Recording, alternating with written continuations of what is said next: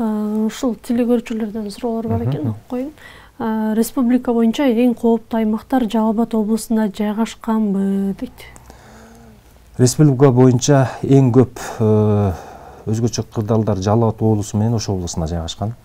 Негизинен калган областтарда ушул Ош облусу менен Жалал Абад облусуна караганда азыраак. Бизде билесиздер, өзгөчө кырдаалдар кооптуу деп бизде көбүнчө жер көчкү менен сел суу ташкынды.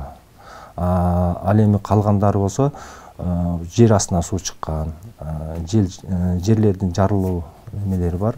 Ошолор сыяктуу 1020 кооптуу аймак бар бизде. Анын үстүнөн дагы быйылкы жылы жакшы жумуштар жүргүзүлүп, өзгөчө кырлар министрлигинин кызматкерлери менен биргеликте жергиликтүү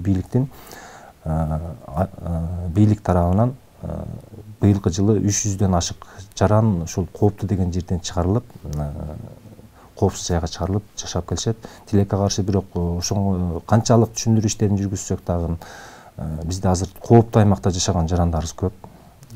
Буга моюнга алышыбыз керек. Себеби биздин жарандар ушул өздөрүнүн өмүрүн тобокелдикке салып, ушул кооптуу аймакта жашап жатышат.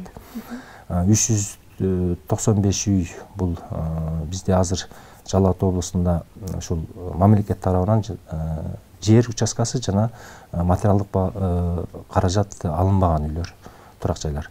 Жалпысынан өзү 1300 турак жайлар бар бизде, ушу кооптуу аймакта жайгашкан.